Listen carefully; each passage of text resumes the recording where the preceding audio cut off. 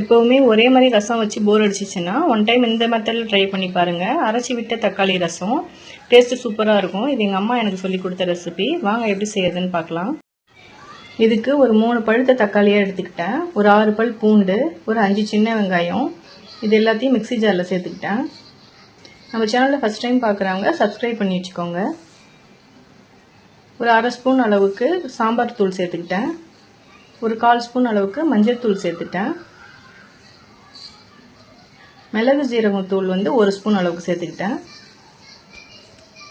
இது எல்லாத்தையும் அப்படியே மிக்சியில் அரைச்சிக்க வேண்டியதான், நைஸாக அரைச்சிக்கணும்.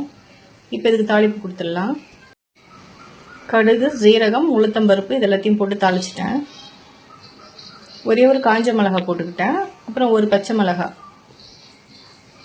பெருங்காயம் கொஞ்சம் நிறையாவே சேர்த்துக்கோங்க, ரசத்துக்கு நல்லாயிருக்கும், வாசனையாக இருக்கும்.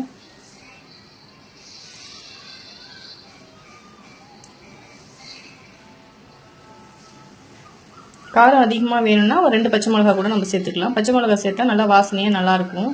இது தக்காளி ரசம்னு சொல்கிறத விட சூப் மாதிரி இருக்கும். டேஸ்ட் ரொம்ப சூப்பராக இருக்கும். கண்டிப்பாக இந்த மெத்தடில் ஒன் டைம் ட்ரை பண்ணி பாருங்கள். இது எல்லாத்தையும் இந்த அரைச்சி விட்ட பேஸ்ட் அப்படியே ஊற்றிக்க வேண்டியதான். அதில் இப்போ கரைச்சி வச்ச புளியும் அதில் ஊற்றிக்கணும். அரிசி களைஞ்ச தண்ணியில் ஒரு சின்ன லெமன் சைஸ் அளவுக்கு புளியை கரைச்சி வச்சுருந்தேன், அதை ஊற்றிட்டேன். அதில்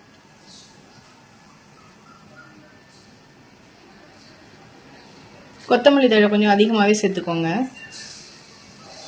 அவ்வளோதான். ரசம் ரொம்ப கொதிக்கக்கூடாது. லைட்டாக நுரைச்சி லைட்டாக ஒரு கொதி வந்தோடனே ஆஃப் பண்ணிட வேண்டியதான்.